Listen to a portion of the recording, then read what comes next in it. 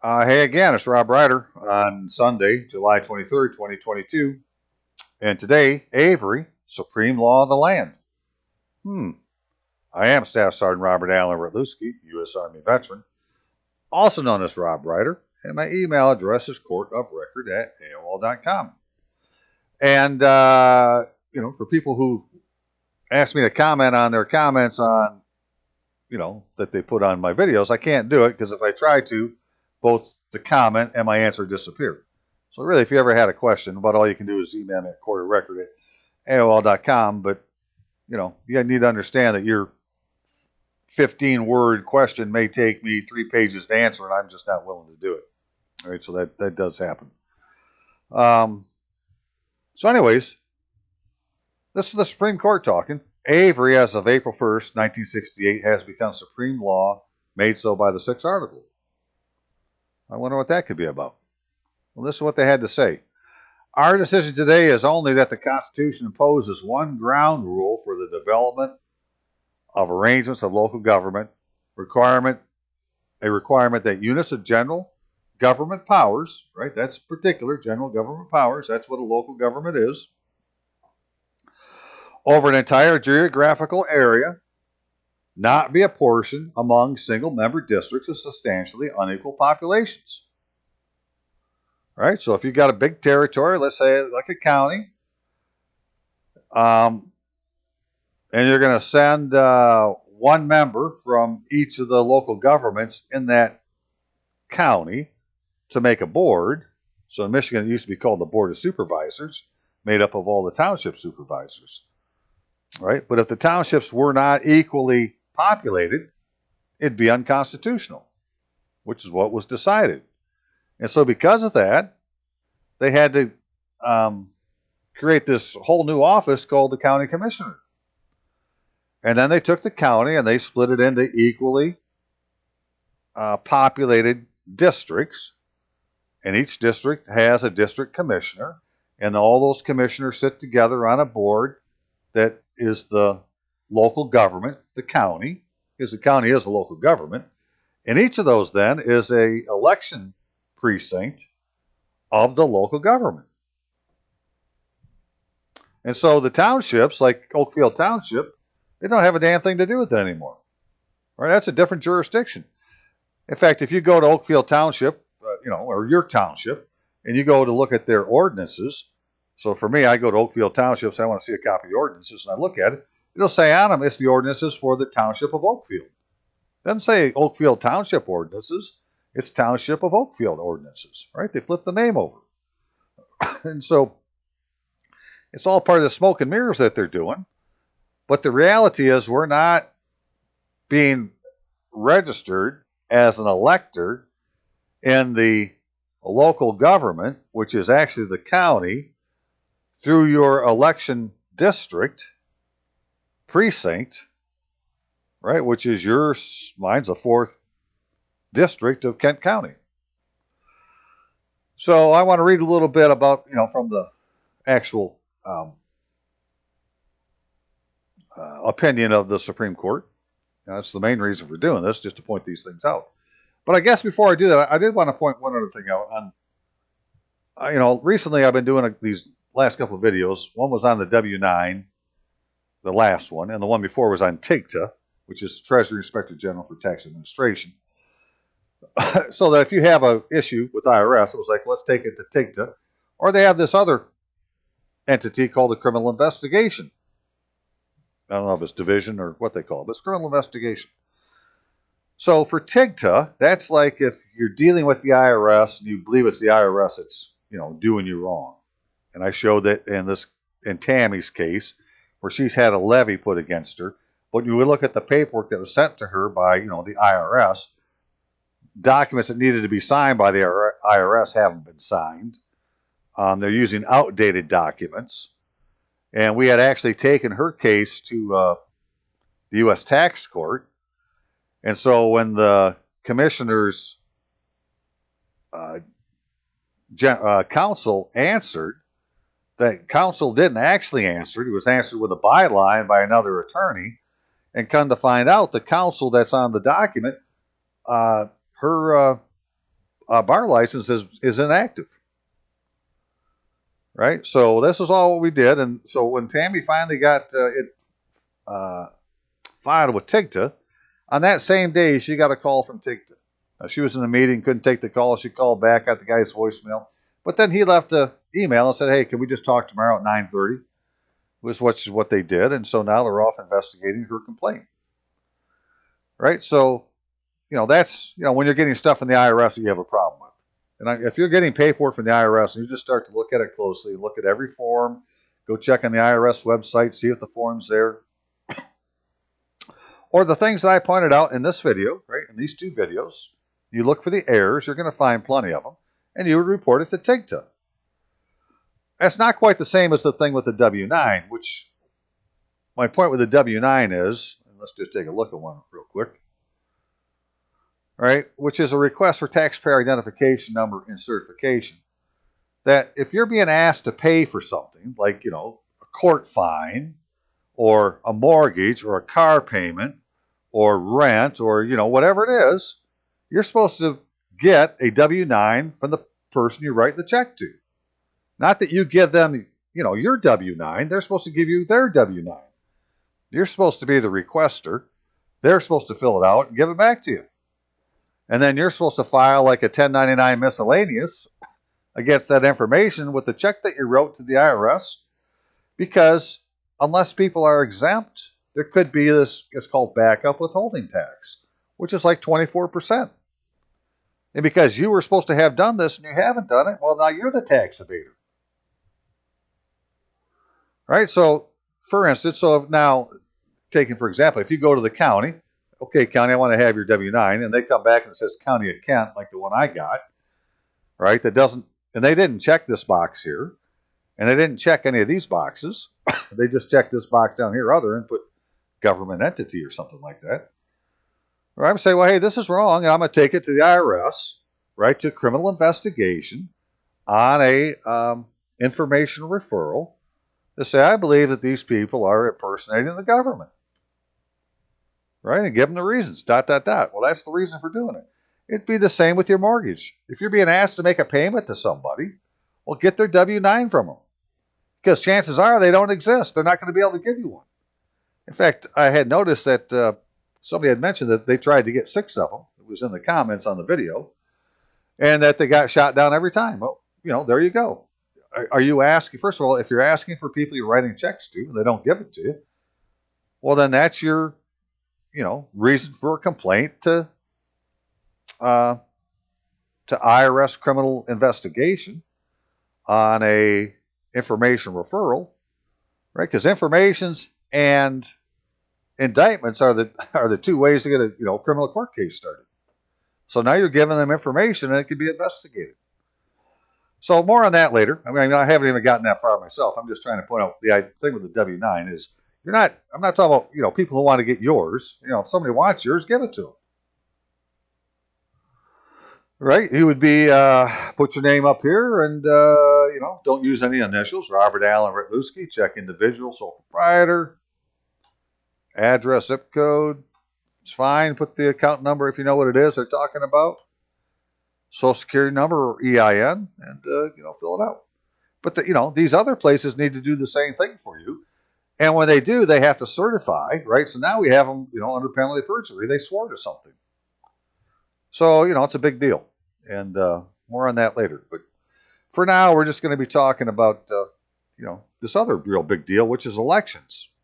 And being a registered qualified elector of your local government, which isn't Oakfield Township, as it turns out. It's Kent County, through my election precinct, which is the 4th District of Kent County. That's the way I see it, and, I'm trying to get it worked out that way. All right, hang on. So kind of what started this for me was this blurb that's in the Michigan Constitution under local governments, in subsection 7, it talks about Board of Supervisors, that a Board of Supervisors shall be established in each organized county consisting of 1 member from each organized township and such representation from cities as provided. But then it went on to say that this had been held invalid, right, under the federal Constitution. Well, technically, that would make the Michigan Constitution unconstitutional, because if one section is unconstitutional, the whole thing is. But there it is. And then it talked about this advisory opinion, right? So you can search on that and find information and these other things and all sorts of information to find. And I did that, and we're going to talk about it a little bit. So the first thing was this advisory opinion.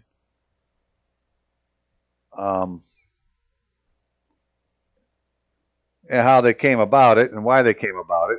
I guess I don't want to talk about that yet. Let's just go look at this court case, this Avery case, real quick. I have that. So, I'm gonna be reading a few pages. You might want to go grab a cup of coffee or something, come back, and just let me read on for a little bit. Okay, so the Midland County, Texas Commissioners Court is the governing body for that county. Well, that would be what this Board of Supervisors would have been, right? Same thing. And like other such bodies established by state constitution and statutes, it consists of 5 members, which is a county judge elected at large, 4 commissioners, 1 elected from each of the 4 districts, which are precincts, into the county into which the county is divided. Well, that's what they've done now in Michigan. In Kent County, there's like 19 districts, which means each of those is a precinct, right? It's an election precinct. Commissioners' courts exercise broad governmental functions in counties, including the settlement of tax rates, equalization of assessments, issuance of bonds, allocations of funds, have wide discretion over expenditures. And so, just real quick, so like the sovereign powers, there's 3 sovereign powers: the power to tax, the power to police, and eminent domain, right? And the board, if it's setting the tax rates, right, it seems to me it has the power to tax, right? So it has one of the sovereign powers. One district of Midland County, which included the city of Midland, had almost 68,000 people in. And then the other, which are all rural, none of them had more than 1,000 people. So you got one with 68,000 and 3 with, 850, 400, and 828, right? In this action, challenging county redistricting petitioner alleged that the gross disparity in population distribution among the 4 districts violated the Equal Protection Clause of the 14th Amendment. In other words, having them this unequal is unconstitutional.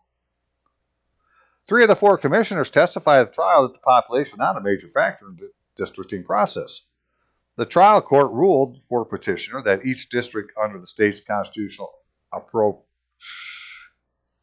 apportionment standard should have substantially the same number of people. So that's what the trial court said. Then the intermediate court reversed it and said, nope, they don't agree. Well, then the state court reversed the judgment, holding that under federal and state constitutions, the districting scheme was impermissible for reasons stated by the trial court. It held, however, that work actually done by the county commissioners disproportionately concerns rural areas, and that such factors as a number of qualified voters, land area, geography, miles of county roads, taxable values could justify apportionment otherwise on the basis of substantially equal populations. Right? So they're just saying, hey, there could be reasons to do it otherwise, so maybe it isn't necessarily, unconstitutional.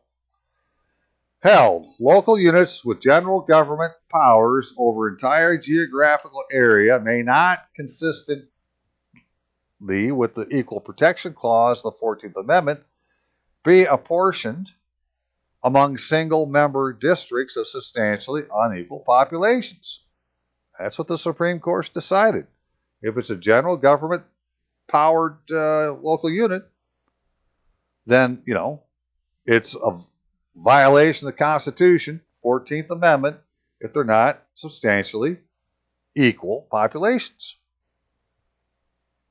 Because you're sending one person from each of those to sit on a board to run the entire county jurisdiction. So the Equal Protection Clause reaches the exercise of state powers, whether exercised by state or political subdivision.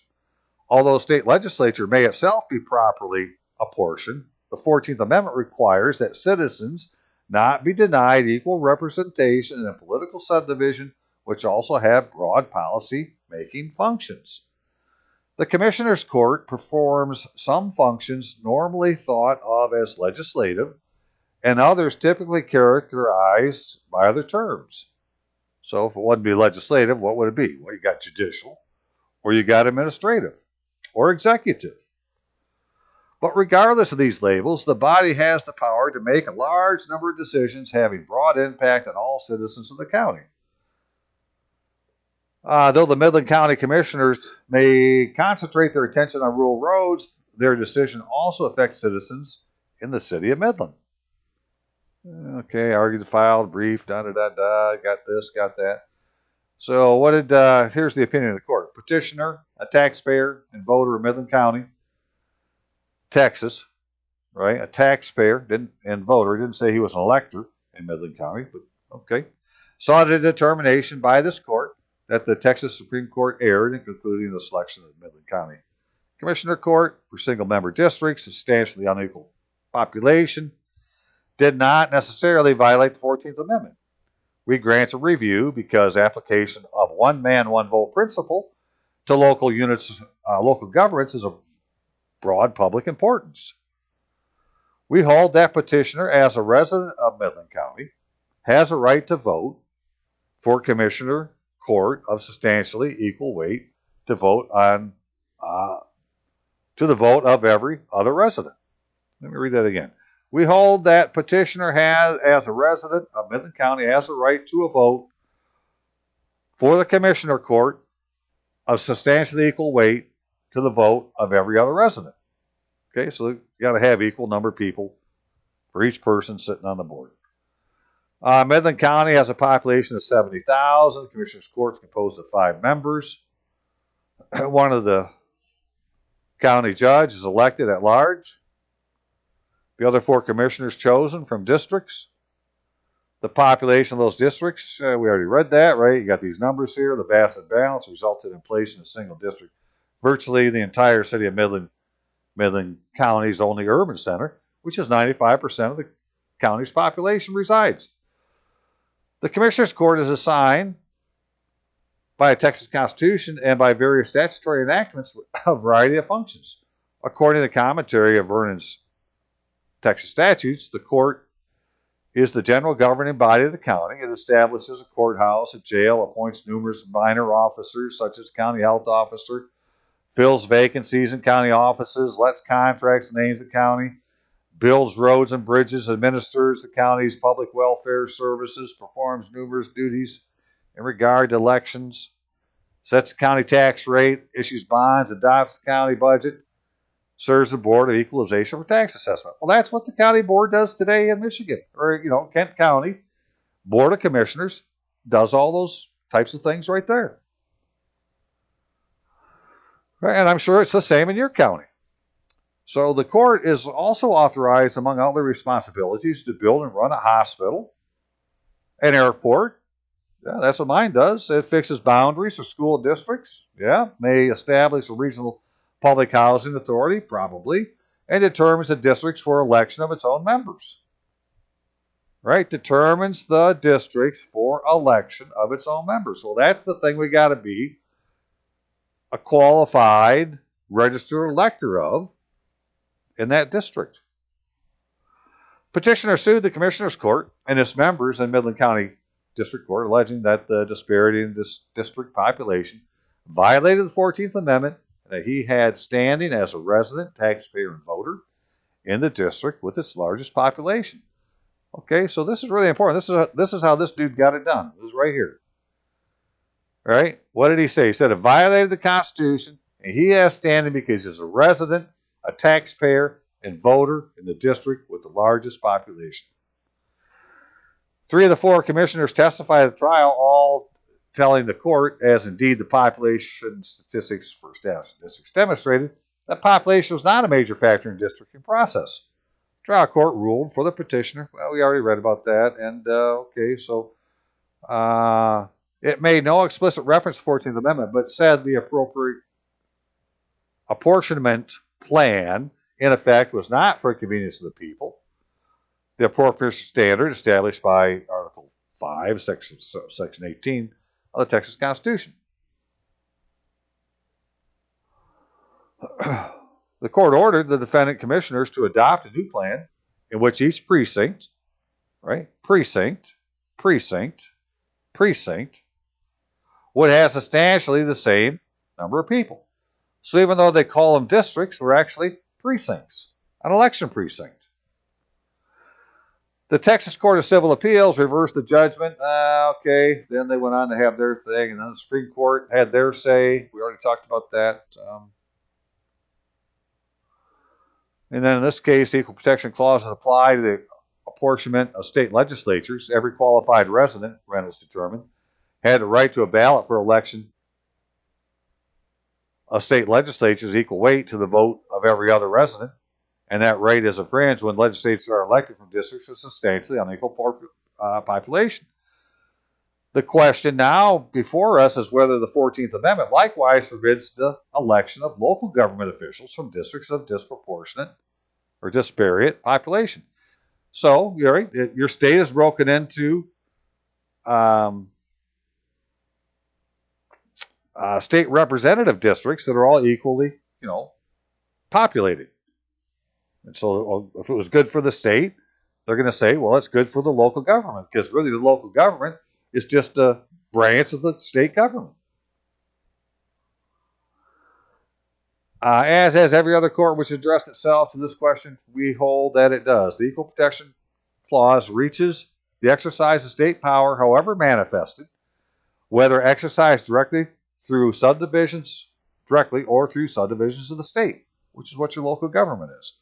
Thus, the prohibitions of the 14th Amendment extend to all action of the state denying equal protection of the laws, whatever the agency of the state is taking action. Although the forms and function of local government and relations among the various units are matters of state concern, it's not beyond question that the state's political subdivision must comply with the 14th Amendment. The actions of local government are actions of the state. Well, that would mean they're state officers. They have to take the oath that's in 4 U.S.C. 101 or 1 Stat 23 in order to comply with the 6th Article of the Constitution. Keep that in mind.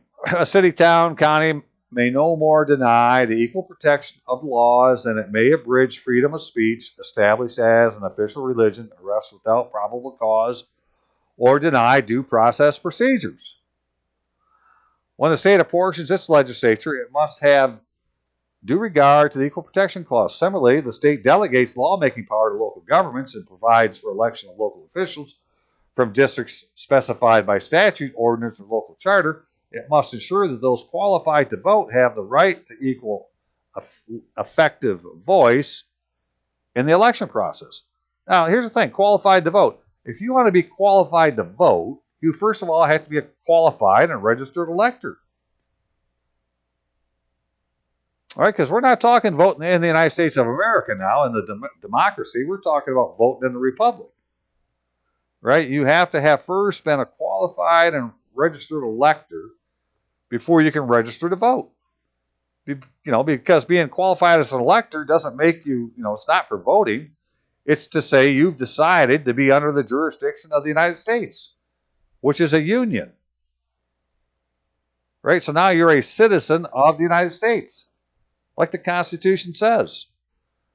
Because if you're not a citizen of the United States, then the Constitution doesn't apply to you. You're living in the territory. That's like the two-state solution. You got the territory of people, the Indians, who aren't under the Constitution, right? And then those that are taxed, that are or could be in the United States, are under the Constitution. I take that back about Indians. I mean, let's say people who aren't are just inhabiting the territory, right? In a territorial government, the Constitution doesn't apply. It doesn't apply to the territories of the United States. It only applies to people that are citizens of the United States. And to be a citizen of the United States, you have to make that decision. and go down and register to be as a qualified elector.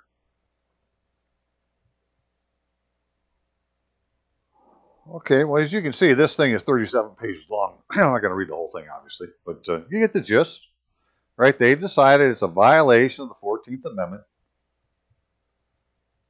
to have single-member districts, right? The supervisor of a district sit on a board that is the governing board or the commissioner's court, right? Which is just another name for the county board. And not to have all those districts be equally populated. And so, like, where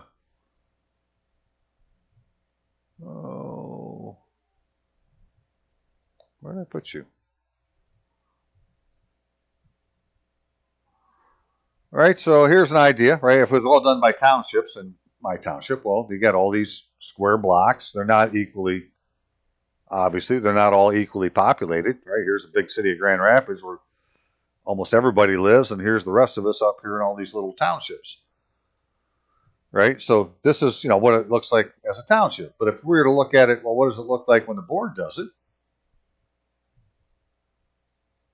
When they, divide the same territory for the board, it looks like this. All right, so I'm in the 4th district, which is 1, 2, 3, it's, 4 townships. But this now is an election district that elects one member to go sit on the board that's responsible for all of this territory. So then keeping that in mind and, having read what the Supreme Court had said, well, then they had this advisory opinion based on what the Supreme Court had said about the constitutionality of this act. And really what I want to get to is that they ended up saying that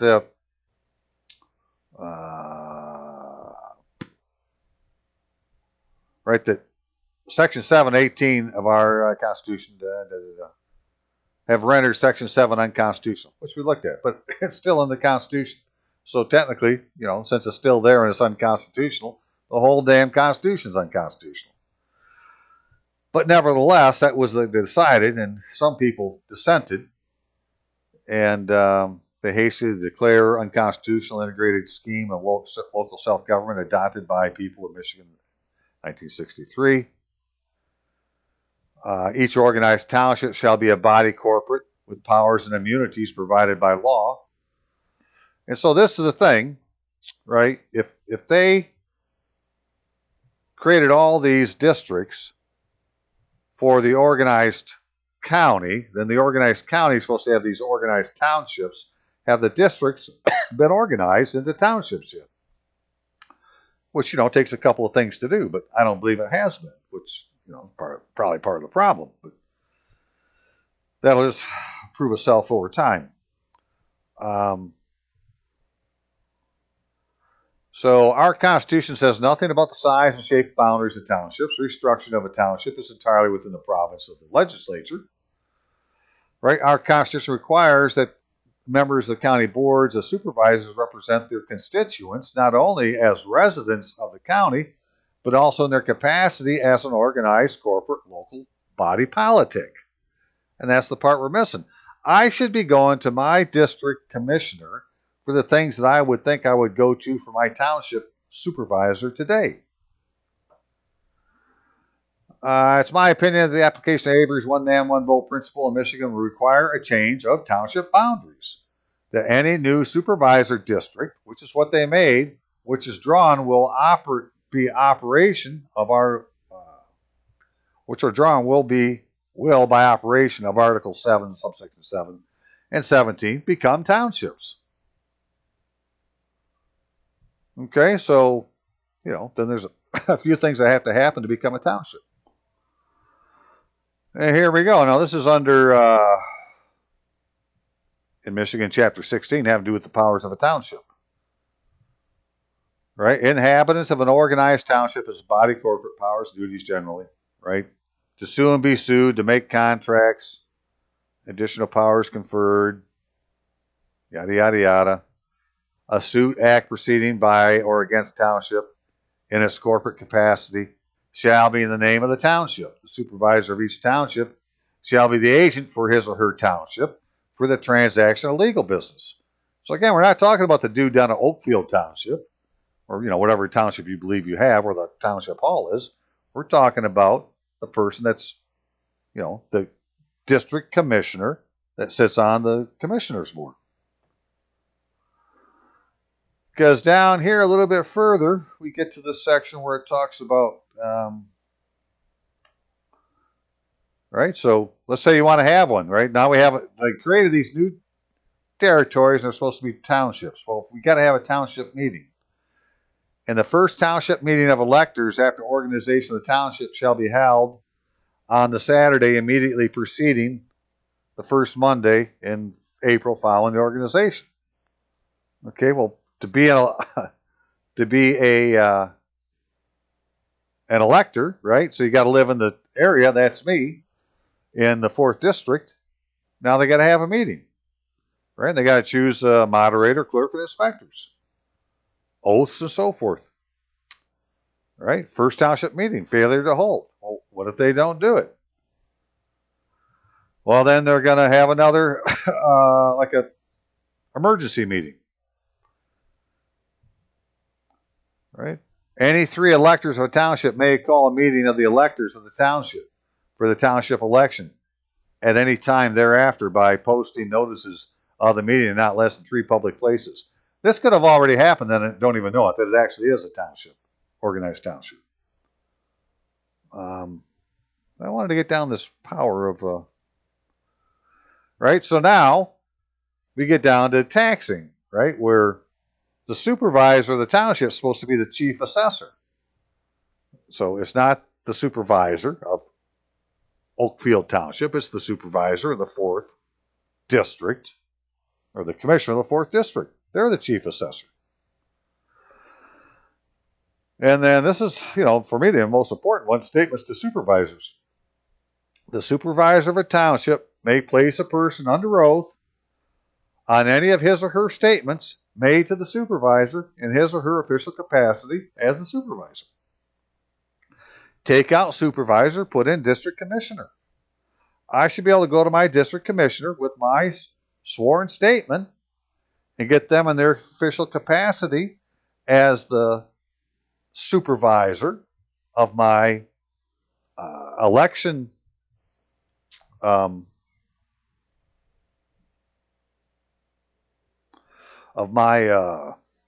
election precinct. And, then I could use it for whatever I need, put in a court case or whatever. That would make it official in the proper jurisdiction. Okay, just while I'm here real quick. So, I went to Oakfield Township's website and found the ordinances and downloaded them. And, sure enough, the website says it's Oakfield Township. But when you get the ordinance, it says it's the ordinance for the Township of Oakfield. Well, how can that be? Then you go down a little further here and get through all that. It says, right, this ordinance shall be known as the Oakfield Township Code or the Code. Contents. The Code contains all the ordinances of the Township of Oakfield. Right, so the territory may be that of Oakfield Township, but the ordinances are for this thing called the Township of Oakfield.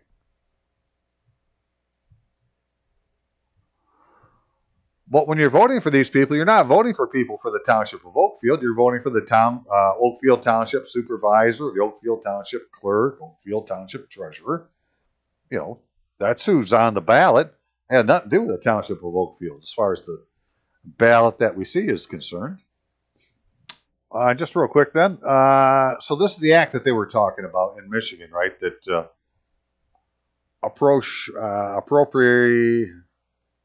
apportionment of County Board of Commissioners.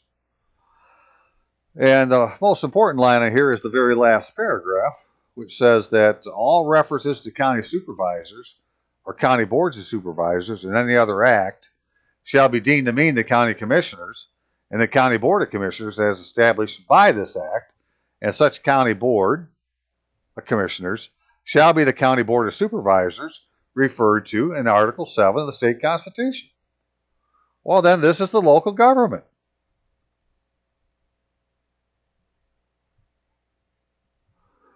And I went to the Michigan Legislature website and I put in, Board of Supervisors, because, wherever you see Board of Supervisors, when they're talking about the county, I mean, there are other supervisors, but, these all have to do with, are all done now by county commissioners.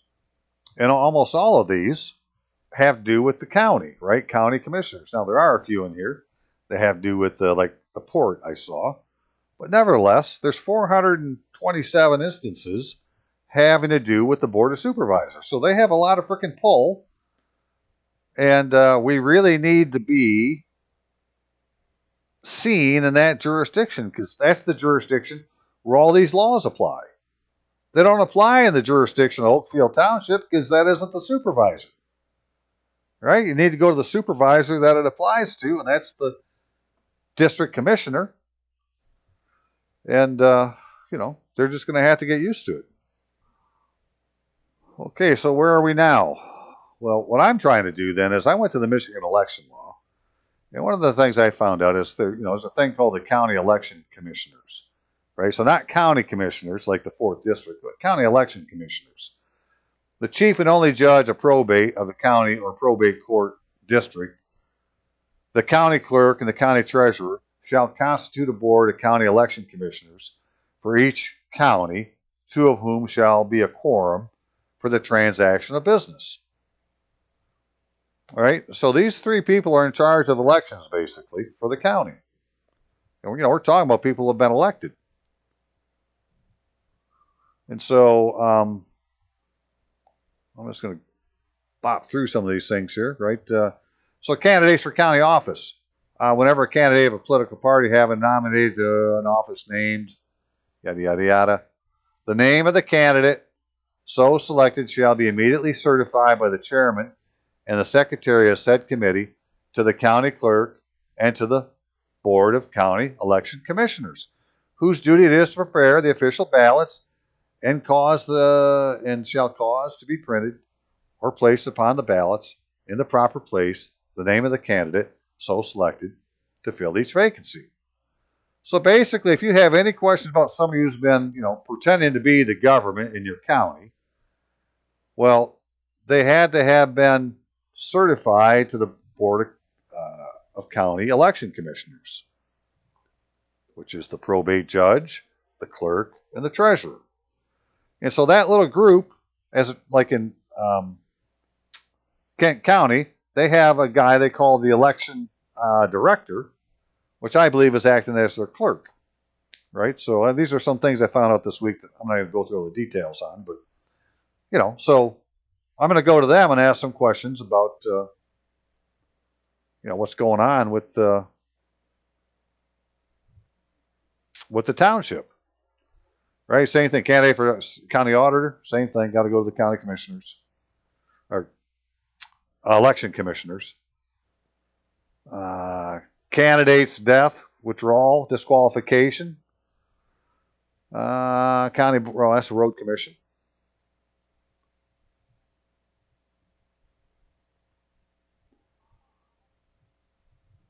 Here we go. This one I want to see. Elective or appointed township office, because I think this is what's probably happening right now.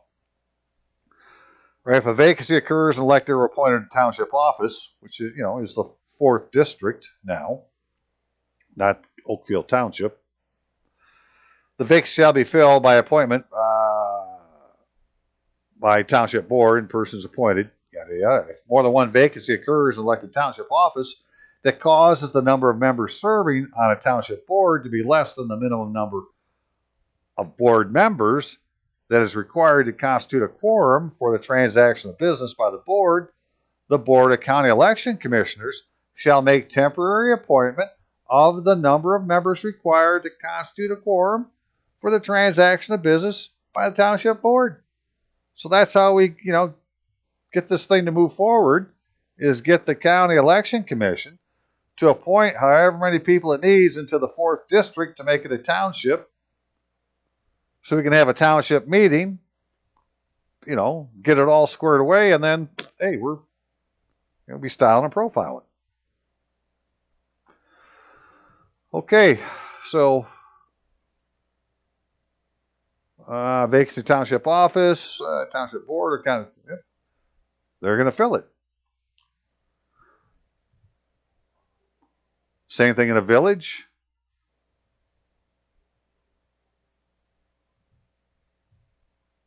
I don't know what happened there. Okay, well, you get the idea, right? That we need to get this thing called the, you know, district to be seen as an organized township, so that we can go to the township supervisor, who's now the district commissioner, to have them put us under oath on our statements that we need to use whatever we need to use for. So one of those is to be a qualified and registered elector. Hang on. So this is, you know, this is the meat and potatoes of the United States right here. You need to be registration of an elector, not a voter, an elector. Right? So the inspectors of election at election, primary election, state, district, county, township, yada yada, shall not receive vote of a person whose name is not registered in a registration book or listed in the computer voter registration precinct list of the township, ward, or precinct. Right? So, you know, we're in an election precinct. Qualification of registration elector. Each person following the qualification of elector who will have those qualifications at the next election or primary election is entitled to register as an elector in the township, city, village in which she resides. Okay, so again, they've made the district is basically a township. The person shall be a citizen of the United States, not less than 18 years of age, resident of the state, not less than 30 days, resident of the township, city, or village, on or before the 30th day before the next regular special election. Purpose of registration to vote and voting at the election or special election for the office of judge of municipal court that exercise jurisdiction over the city pursuant to something or other and revised Judicature Act. Person who resides in another city, yada, yada, yada. Okay, anyways. So all about the elector. And so we're supposed to have these registration cards and a registration affidavit. Right? Well, if you're doing an affidavit, it means you need to swear to something. When you go to, you know, register to vote, you don't swear to anything. You just fill out a form and give it to them. Right? But this is an affidavit. So an affidavit has to have an oath on it. Or where you're going to, you know, be put under oath by somebody. Then it has to have all these, you know, attributes on it. One of which is a place in which the elector shall state the place. No, that isn't the one.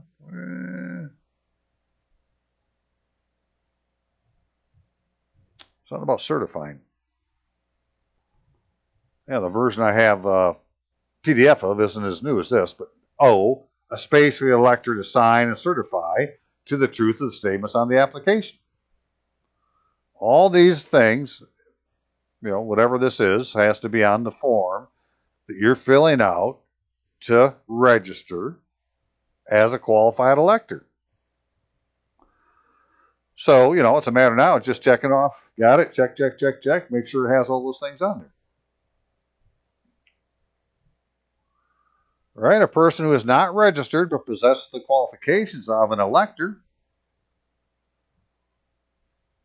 as set forth in Section 492, may apply for registration to the clerk of the county, township, city, or village in which he or she resides on the day other than Saturday, Sunday, legal holiday, or the day regular primary school special election. Okay, so who's the clerk of my new township? Or do I go to the, you know, clerk of the county and say, well, you know, you're the clerk of the local government, and the person in the township is really just the, you know, would be a deputy clerk. I mean, I don't know. I'm just saying, either the clerk of the county or the township, in my case, is the one I need to go to to fill out the form that has all the attributes on it.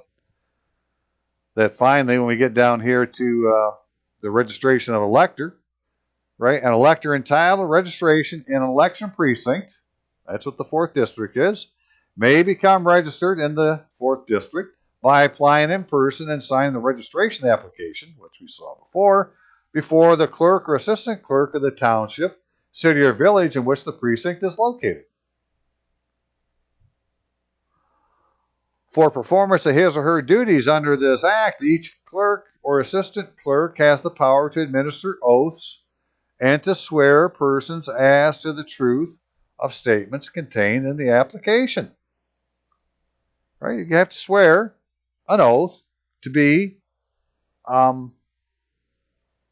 registered as an elector. But you don't need to swear an oath to register to vote.